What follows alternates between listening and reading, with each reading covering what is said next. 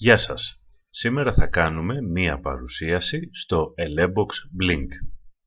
Για όσους δεν έχουν δει άλλο βίντεο μας, τι είναι και τι κάνει το Blink.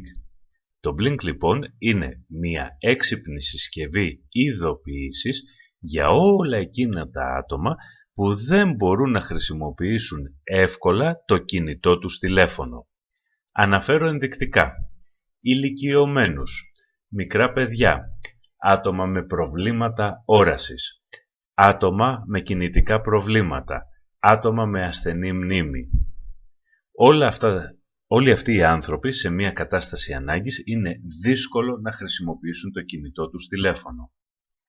Το Blink δίνει τη δυνατότητα, χωρίς να χρησιμοποιήσεις το κινητό σου τηλέφωνο, να ειδοποιήσεις μέχρι και 3 άτομα της επιλογής σου, απλά και μόνο πατώντας ένα κουμπί σε ένα τηλεχειριστήριο που μπορεί να το έχεις οπουδήποτε πάνω σου μέσα στο σπίτι. Το πατάω, να δούμε ακριβώς τι θα γίνει και πώς λειτουργεί η συσκευή.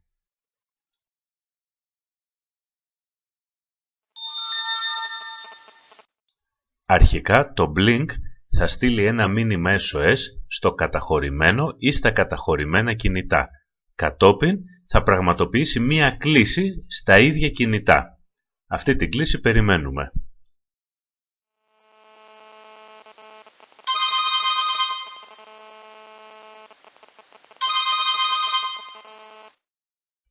Να και η κλήση μας.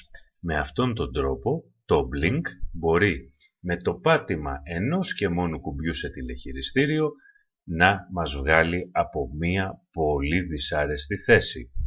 Σας ευχαριστώ πάρα πολύ, να είσαστε όλοι καλά.